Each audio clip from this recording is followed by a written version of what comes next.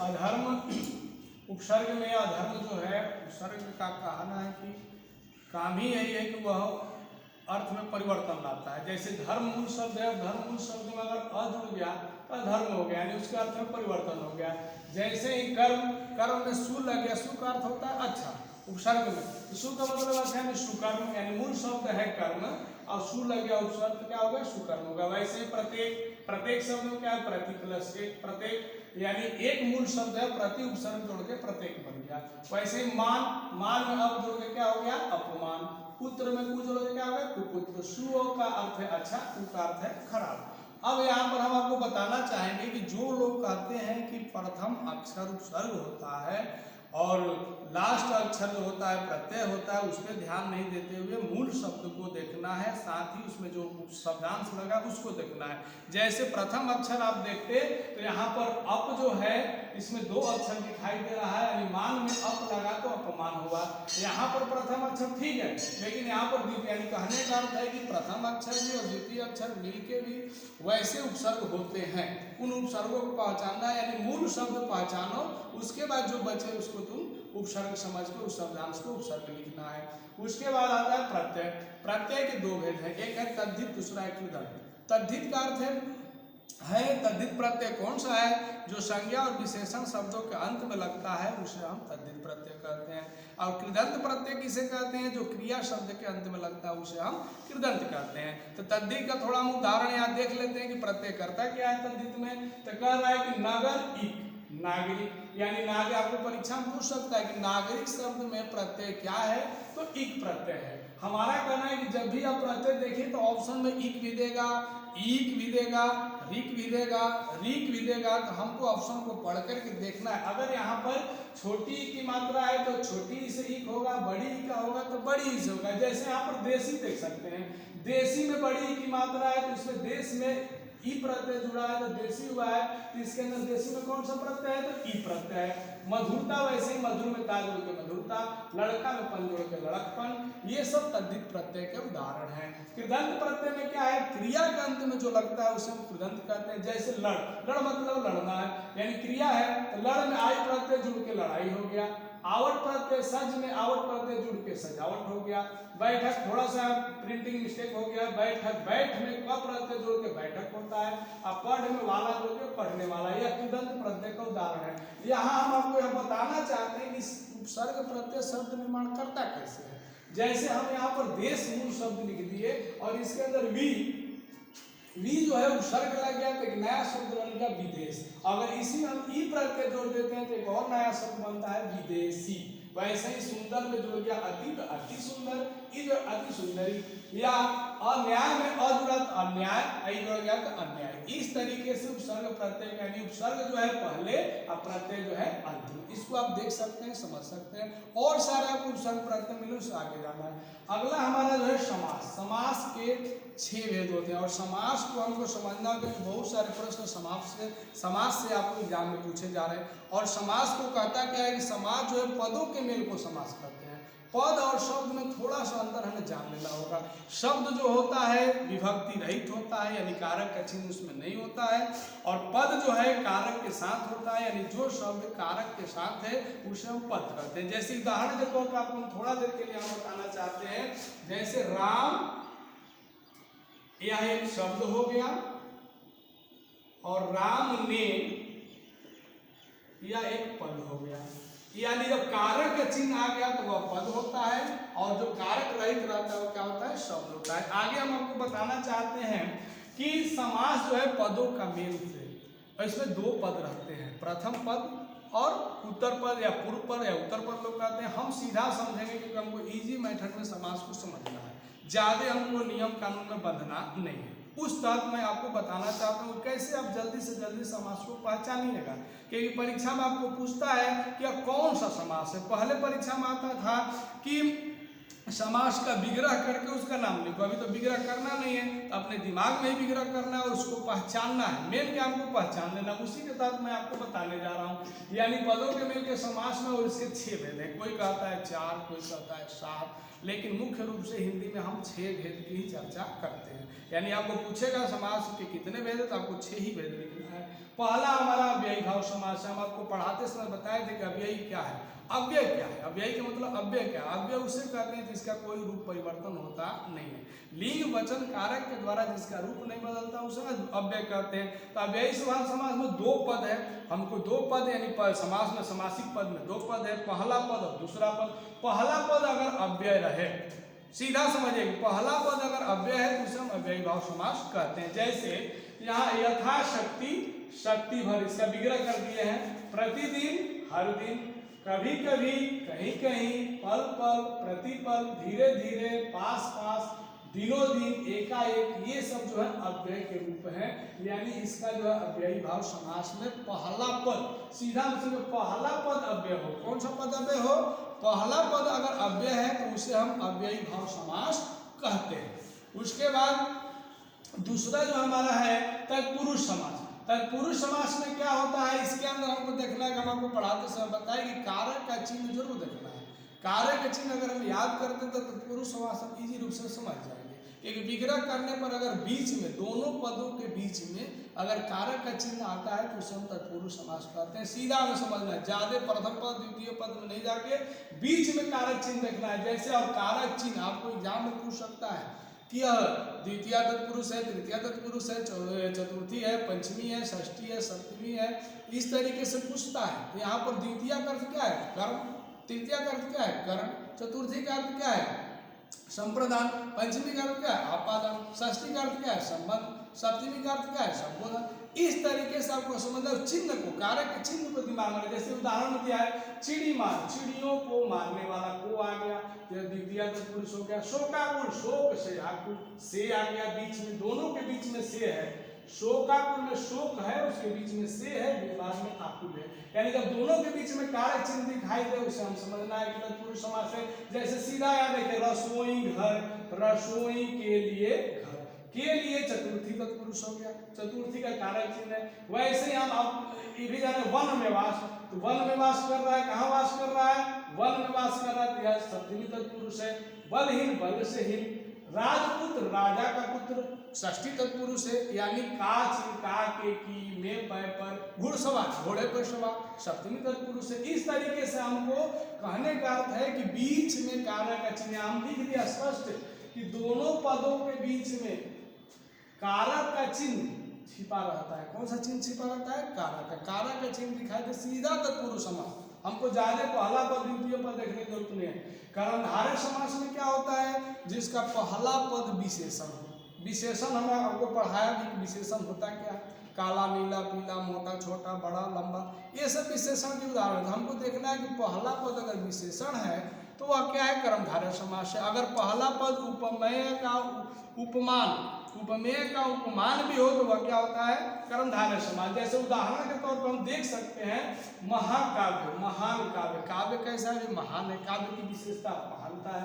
महावीर, महान वीर, महान। नीलांबर, नीला आकाश, आकाश का रंग कैसा है? नीला। पीतांबर, पीला वस्त्र, पीला वस्त्र है। कैसा वस्त्र? पीला। जैसे कमल के समान चरण कमल, उसका चरण कैसा है? तो कमल के समान, उसे उपमा दी जा रही है। चंद्रमुखी, उसका मुख कैसा है? चंद्रमा के समान है। तो जहां उपमा दी जाए, उपमेय का उपमान हो या पहला पद विशेषण हो, सीधा हमें समझना है कि कर्मधारय समास है। उसके बाद आता है द्विगु समास। द्विगु समास में क्या होता है? इसके अंदर है हमारा परिभाषा है कि पहला पद, 2 पद में पहला पद अगर वह गणना हो, गिनती हो, 1 2 3 4 5 6 7 8 कितनी भी गिनती हो तो उसे हम द्विगु समास के अंदर रखते हैं। विग्रह पे डिपेंड है, विग्रह करने पर जानकारी है। जैसे देखो उदाहरण, नवरात्रि, 9 रातों का समाहार। 9 कैसे आता है? 1 2 3 4 5 6 7 8 9, तो 9 रातों का समाहार। चौरा, 4 रात, जहाँ 4 रास्ते 1 2 3 4, यानी गिनती है। त्रिकाल, 3 काल। 3 काल मतलब क्या है? 1 2 3, गिनती आए तो हमें द्विगु समास लिख भी दिए। जिसका पहला पद गणनावाचक या गिनती हो उसे हम द्विगु समास कहते हैं। इसी के बीच में तत्पुरुष समास के दोनों अंग हैं, कर्मधारय और द्विगु समास तत्पुरुष समास के अंदर एक आता है नए समास। नए समास अगर हो सके आपको एग्जाम में पूछते उसको दिमाग में रखना है। नए का मतलब है न, जैसे अधर्म, अन्याय, न न्याय, न धर्म, इस तरीके से उसका विग्रह होता है, तो वह नए समास है। उसके बाद हम आते हैं द्वंद्व समास में। द्वंद्व समास में क्या होता है, माता पिता योजक चिन्ह दिखाई देता है या बीच में और या याद दिखाई दे, इसमें दोनों पद प्रधान है, पहला भी दूसरा भी, लेकिन बीच में क्या हमको विग्रह करने पर दिखाई देता है, और या याद दिखाई देता है, जिससे हम द्वंद्व समास कहते हैं। जैसे यहाँ दिया है माता पिता, माता और पिता, सुख दुख, सुख और दुख, हिष्ट पुष्ट, हिष्ट और पुष्ट, रात दिन, रात और दिन, भाई बहन, भाई और बहन, भूल चूक, भूल और चूक, पाप पुण्य, पाप और पुण्य। इसमें देखिए हर जगह आपको और दिखाई देगा। यह द्वंद्व समास है, जिसके दोनों पदों के बीच में और या दिखाई दे। बहुब्रीहि समास, छठा हमारा बहुब्रीहि समास है। दशानन उदाहरण दिया है। बहुब्रीहि समास में होता क्या है, इसका न पहला पद न दूसरा पद, इसमें कोई अन्य पद प्रधान होता है। वैसे की चर्चा होती है जो संसार में एक है, उसके सिवा दूसरा कोई नहीं है, वहां पर हम बहुब्रीहि समास की चर्चा करते हैं। जैसे दशानन, 10 मुख वाला रावण, 10 मुख किसके थे, तो रावण के अर्थात रावण, तो वह हो जाएगा बहुब्रीहि समास। चतुर्मुख, 4 मुखों वाला कौन है, अर्थात ब्रह्मा, तो वह हो जाएगा बहुब्रीहि समास। पीताम्बर, पीला वस्त्र पहनने वाला कौन है, हमारे विष्णु, तो वह हो गया बहुब्रीहि। चक्रपाणी, जिसके हाथ में चक्र हो उसे क्या कहते हैं, विष्णु। इस प्रकार से अगर हमको एक के बारे में और दोनों पद के अनंतर किसी की चर्चा हो तो वहाँ बहुब्रीहि समास कहेंगे। कुछ चर्चा होती है लोगों के अंदर, इसमें हम कंफ्यूज करना नहीं चाहते, फिर भी आपको बता देना चाहते हैं। विग्रह पर डिपेंड रहता है। जैसे द्विगु और कर्मधारय बहुब्रीहि से मिलते जुलते, जैसे मैंने त्रिनेत्र कहा, तो 3 नेत्रों वाला अर्थात शंकर, तो बहुब्रीहि समास है। 3 नेत्र, 1 2 3 की गिनती हम करते हैं तो द्विगु समास में आ सकता है। अब रहता है कि एग्जामिनर पेपर जो सेट करता है किस भाव से सेट कर रहा है तो हमको पता नहीं, लेकिन इसको ध्यान, लेकिन ज्यादातर जो अनंतर वाली कथाएं हैं उसको हमें बहुब्रीहि समास में ही रखना है। बाकी जो हमको ऐसे दिखाए चौरास्ता, नवरात्रि, ऐसा उसको हम रखेंगे इसके अंदर, द्विगु के अंदर। उसके बाद एक कविता के माध्यम से मैं आपको इस भाव इस समास को समझाना चाहूँगा, बताना चाहूँगा। अगर आप इसको याद कर लेते हैं तो बहुत सरल तरीका है इसको समझने का। ध्यान दीजिएगा, इसको लयबद्ध करके भी आप कर सकते हैं, बता सकते, पढ़ सकते हैं, याद कर सकते हैं। द्वंद्व में और छिपे द्विगु में, पहला पद गणनावत है, बीच में कारक चिन्ह छिपा, तत्पुरुष नाम कहावत है। पहला पद ज्ञान विशेषण है, कर्मधारय नाम बतावत है। पहला पद अव्ययी अव्यय से, बहुब्रीहि में अन्य प्रधानत है। इस तरीके से आप देखेंगे कि द्वंद्व में और है, द्विगु में गणना है, बीच में कारक चिन्ह छुपा है, तत्पुरुष नाम कहता है। पहला पद ज्ञान विशेषण है तो कर्मधारय नाम बताता है। पहला पद अव्यय है, अव्ययी भाव, बहुब्रीहि में अन्य, तीसरा प्रधानत है। उसके बाद हम वाक्य की तरफ चलते हैं। ये भी पूछता है कि वाक्य के कितने भेद हैं, तो रचना के अनुसार वाक्य के कितने भेद हैं, 3 हैं। पूछ भी सकता है कि वह आम खाता है, यह कौन सा वाक्य है, सरल वाक्य है, मिश्र वाक्य है, संयुक्त वाक्य। हम तो समझना है कि रचना के 3 है, सरल वाक्य, संयुक्त वाक्य, मिश्र वाक्य। तो वह आम खाता है सरल वाक्य का उदाहरण है। संयुक्त वाक्य का उदाहरण क्या है, मैं रोटी खाकर लेटा और पेट में दर्द होने लगा। एक वाक्य यहाँ है, मैं रोटी खाकर लेटा, और दूसरा है पेट में दर्द होने लगा। और से जुड़ा हुआ है, की से जुड़ा हुआ है, वह होता है संयुक्त वाक्य। मिश्र वाक्य में एक वाक्य दूसरे वाक्य से आधारित संबंधित रहता है। जैसे जो छात्र परिश्रम करेंगे उन्हें सफलता अवश्य मिलेगी, यानी एक छात्र करेगा, जो करेगा उसे सफलता मिलेगी। इस तरीके से मिश्र 3 है। अर्थ के अनुसार वाक्य का पूछ देगा कितने भेद हैं, तो 8 है। ये भी एक एग्जाम्पल के तरह समझ जाइए, ऐसा तो पूछता नहीं, फिर भी आपको जान लेना जरूरी है। विधिवाचक, लड़का मैदान में फुटबॉल खेलता है। निषेधवाचक, सड़क पर फुटबॉल खेलना मना है। आज्ञावाचक, आप मैदान में फुटबॉल खेलिए, ऑर्डर दिया जा रहा है। प्रश्नवाचक, क्वेश्चन है, आप क्या खेलते हैं। विस्मयवाचक, वाह फुटबॉल अच्छा खेल है। संदेहवाचक, लड़का मैदान में फुटबॉल खेलता होगा, संदेह है यहाँ पे। इच्छावाचक, हमें फुटबॉल खेलना चाहिए, इच्छा से काम करना चाहता है। और संकेतवाचक, समय मिलता तो हम फुटबॉल अवश्य खेलते हैं। यह हुआ कि क्या हमारा होगा। उसके बाद पत्र लेखन प्रारूप में हम आएंगे। इसको हमें समझना है कि कहाँ हमें स्थान, कहाँ हमें दिनांक, कहाँ हमें कॉमा, कहाँ हमें विषय लिखना है। क्योंकि दो प्रकार के पत्रों की हम चर्चा करेंगे, ज़्यादा नहीं करेंगे जो आपको असुविधा पैदा करे। 10th में ध्यान से समझिए, एक हमें प्रधानाचार्य को या म्युनिसिपल अधिकारी को या पुलिस अधिकारी को पत्र लिखना रहेगा, तो वहाँ हमें सीधा है सेवा में प्रधानाध्यापक महोदय, जो ऐसा हमने बताया आपको, सेवा में श्रीमान प्रधानाध्यापक +2 उच्च विद्यालय सरपुर मानपुर, विषय जरूर दीजिएगा। 5 दिनों की छुट्टी हेतु पत्र महोदय कॉमा सविनय निवेदन है कि मेरे भाई की शादी है जिसमें मुझे जाना अति आवश्यक है, इसलिए मुझे 5 दिनों की छुट्टी की आवश्यकता। अतः दूसरा पैराग्राफ भी जरूर लिखना पत्र में, तब अच्छे से अच्छे मार्क्स ले सकता है। तो श्रीमान से नम्र निवेदन है कि 7/2/2021 से 11/2/2021 तक हमें छुट्टी देने की कृपा प्रदान करें। फिर आप लिखिए, इसके लिए सदैव मैं आपका आभारी रहूंगा, ये लाइन भी जरूर लिखें, जिससे अच्छा मार्क्स देंगे लोग। यही पत्र का रूपरेखा है। आपका आज्ञाकारी छात्र या छात्रा, जो अपना नाम है लिख सकते हो, अपना क्रमांक, अपना रोल नंबर तुम दे सकते हो। दूसरा जो पत्र हमारा है वह पिताजी से संबंधित है। पिताजी को, भाई को, बहन को, किसी को भी पत्र रिश्ते नाते में इस प्रारूप से हमें लिखना है। अपने पिताजी के पास बस जिसमें परीक्षा की तैयारी की चर्चा हो, मान लो परीक्षा कैसे आप तैयारी करें उसके बारे में देना है। तो यहाँ पर आपको लिखना है कि पूज्य पिताजी कॉमा सादर प्रणाम, मैं यहाँ कुशल हूँ, आशा करता हूँ कि आप भी वहाँ कुशल पूर्वक होंगे। मैं यहाँ पर अच्छे तरीके से पढ़ोगे। पूरा डिटेल्स अपने मन से लिख सकते हो। यहाँ स्थान, दिनांक, साथ में पता जो है एड्रेस सेवा में पिताजी का लिखना है। फिर अपना यहाँ प्यारा पुत्र मैं आपके यहाँ, यही चीज़ बड़े भाई को लिखना है तो उसको भी ऐसे लिखना है कि पूज्य भैया सादर प्रणाम। अगर छोटे भाई को लिखना है तो प्रिय भाई शुभ आशीर्वाद, इस तरीके से लिखा जाता है। और उसको समापन करके देखो, इसका अंक में 5 मार्क्स का पूछता है। प्रारूप के लिए 1 अंक है, पत्राचार के लिए 1 अंक है, विषय वस्तु जो लिखोगे 2 अंक का, वर्तनी शुद्धता भी ध्यान देना है। इसीलिए कह रहे कि बार बार पत्र को तुम प्रैक्टिस करो, कम से कम 5 बार एक पत्र को लिखना। लिखने से तुमको पता चलेगा कि कहाँ कॉमा देना है, कहाँ फुल स्टॉप देना है, कैसे लिखना है।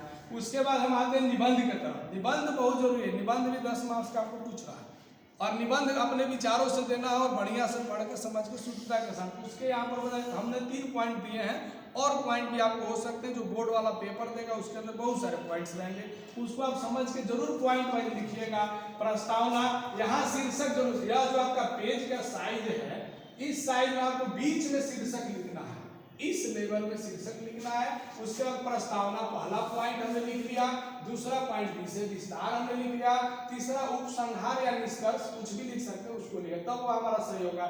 इसके लिए अंक विभाजन में प्रस्तावना 2 अंक, विषय विस्तार 4 अंक, वर्तनी शुद्धता 2 अंक, उपसंहार 2 अंक। इस तरीके से हमारा निबंध का प्रारूप रहेगा। इसको लिखना। हमने एक मॉडल पेपर आप लोगों के लिए बनाया है जो बहुत ही उपयुक्त है। आपको एग्जाम में उससे बहुत सारे प्रश्न आने वाले हैं। अगर उसको आपने प्रैक्टिस कर लिया तो समझिए कि आपका 50% से 60% क्वेश्चन उससे आने ही आने हैं। तो इसको ध्यान रखा। आपको मॉडल पेपर की हम चर्चा करेंगे। आप यह देखिए, आपको बस प्रश्न मॉडल पेपर में कुछ चेंजिंग हुआ है। पहले 60 क्वेश्चन थे, 50 का आंसर देना था। अभी 100 वस्तुनिष्ठ प्रश्न आपको मिलेंगे, 50 का उत्तर देना है। हमारा कहना यही है कि आप पूरे प्रश्न को पढ़िए, जो आपको अच्छा प्रश्न आता है, जिसका आप आंसर जानते हैं, उसी का आंसर आप दीजिए। साथ ही क्वेश्चन जरूर पढ़िए और उसके चारों उत्तर भी पढ़िए। जैसे मैंने कहा कि श्रम विभाजन और जाति प्रधान निबंध किसके द्वारा लिखा गया है, 4 ऑप्शन दिया है। ए है महात्मा गांधी, बी है भीमराव अंबेडकर, सी है बिरजू महाराज और डी है यतीन्द्र मिश्रा। तो यहाँ आपको कौन सा आंसर करेंगे, भीमराव अंबेडकर। यानी चारों ऑप्शन को पढ़ के फिर आपको लिखना है। ऐसे ही बहुत सारे क्वेश्चन यहाँ पर 100 क्वेश्चन दिए गए हैं। ग्रामर से यह जरूर याद कर लें, ग्रामर से हमने जानबूझकर इसको लिखा बनाया है कि संज्ञा के कितने भेद हैं, सर्वनाम के कितने भेद हैं, वचन के कितने भेद हैं, लिंग के कितने भेद हैं, विशेषण के कितने भेद हैं, यह जरूर पूछ सकता है। इस भेद को जरूर याद, क्योंकि संस्कृत हिंदी में थोड़ा कंफ्यूजन है, लिंग में, वचन में, उसको एकदम कंफर्म रहे कि यही होता है, दूसरा कुछ नहीं, इसलिए इसको याद करना है। साथ ही बहुत सारे प्रश्न इसके पाठ से भी दिए गए हैं, और उस पाठ को आप समझ लेंगे कि हर पाठ से 3-3, 4-4 क्वेश्चन इसके अंदर दिए गए हैं जो पूछने वाले हैं, और उसको तैयारी करके आपको रखाएगा। फिर अगला जब हम आएंगे तो इसमें जो है 2 प्रकार के हमारे मॉडल पेपर होते हैं, एक वस्तुनिष्ठ, दूसरा विषय निष्ठ। विषय निष्ठ में क्या हम देख लेंगे। विषय निष्ठ में खंड ब में विषय निष्ठ में क्या रहता है, आपको गद्यांश देता है।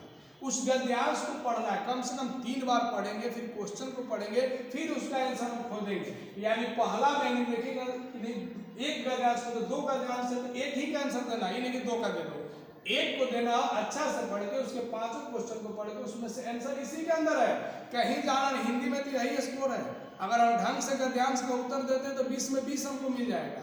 तो यहाँ पर हमें क्या करना है, क्वेश्चन को पढ़ना है, आंसर खोजना है जो सटीक आंसर हो और उसका आंसर में लिखना है। यह हमारा पहला में होगा 2 गो, फिर दूसरा में भी क्या होगा, दूसरे में भी हमको 2 मिलेगा, एक क करके और दूसरा का। जैसे देखो विद्यार्थी जीवन हंसने हंसाने का समय है, खेल खेल पढ़ाई का अभ्यास इसी उसमें होता, लिखा है विद्यार्थी जीवन किस बात का समय है, तो आंसर है विद्यार्थी जीवन हंसने हंसाने का समय है। ऐसे तुमको खोज खोज के लिखना है।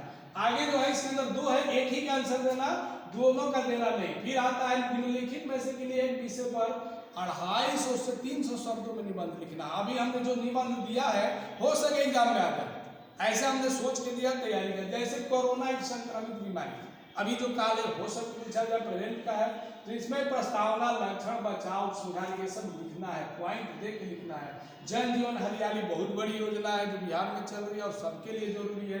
प्रिय कवि, कोई भी कवि के बारे में लिख सकते हो, प्रिय कवि, प्रिय खेल, प्रिय त्योहार, ये सब की तैयारी तुम कर सकते हो।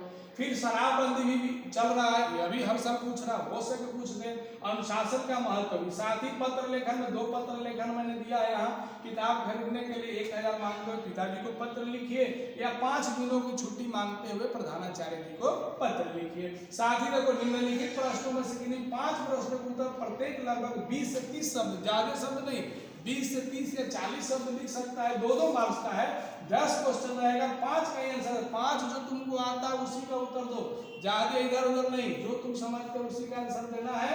इन्हें लाइन हम दे रहे हैं, गलत दे रहे हैं, जो 10 में पढ़ो, जो आता है उसको अच्छे तरीके से लिख दो, ज्यादा नहीं लिखना, सटीक समझ के लिखना। फिर उसके बाद एक लास्ट वाला बिट हमारा निहित प्रवृत्ति में एक प्रश्न का उत्तर 100 शब्दों में लिखना है। यह है क्या, यह जो है आपको दीर्घ उत्तरीय प्रश्न से रहेगा, थोड़ा इसको बड़ा लिखना है, यानी 30 शब्द से कहाँ जाएंगे हम, इसको 100 शब्द में लिखेंगे। जैसे क्वेश्चन 1 दे दिया, इसमें 2 देगा, एक ही का उत्तर देना है। लेखक क्यों पूछता है कि मनुष्य किस ओर बढ़ रहा है, पशुता की ओर या मनुष्यता की ओर, स्पष्ट करें। ये आपको पता है, नाखून के बढ़ते हैं पाठ से लिया गया है, उसमें यह बातें लिखी है हजारी प्रसाद द्विवेदी ने। चाहे दूसरा सप्रसंग व्याख्या करो, प्रसंग लिखना, व्याख्या 30 कोटि संतान नग्नतन अर्थ शोषित निरसुजन मूल सभ्य अशिक्षित निर्धन नतमस्तक तरुण तरुणासु। यह एग्जाम में आपको कविता को भी थोड़ा समझ लेना है, किस पाठ से लिया गया है, कवि का नाम क्या है, जन्म क्या है, मृत्यु क्या है, और उसके बाद इसको आपको दर्शाना है। मैं हर क्लास के अंत में हम लोग आपको गृह कार्य देते हैं। यहाँ भी गृह कार्य है, सर्वनाम के कितने भेद हैं, नाम सहित लिखो, समास के कितने भेद हैं, नाम सहित लिखो, निम्नलिखित शब्दों का संधि विच्छेद करो, और कारक के कितने भेद हैं, विभक्ति सहित लिखो। यानी आप होमवर्क करके भी हम लोग डिस्क्रिप्शन बॉक्स में सब डाल देंगे, देखना है। और मैगजीन भी हमारा तैयार हो रहा है, मैगजीन आपको मिल जाएगा, उसको बढ़िया से देख लेना है, सारे क्वेश्चन के आंसर उसके अंदर रहेंगे। और जितने भी और आपको कमेंट बॉक्स में जो भी परेशानी उसको लिख के डालिए, हम लोग उसका उत्तर देंगे।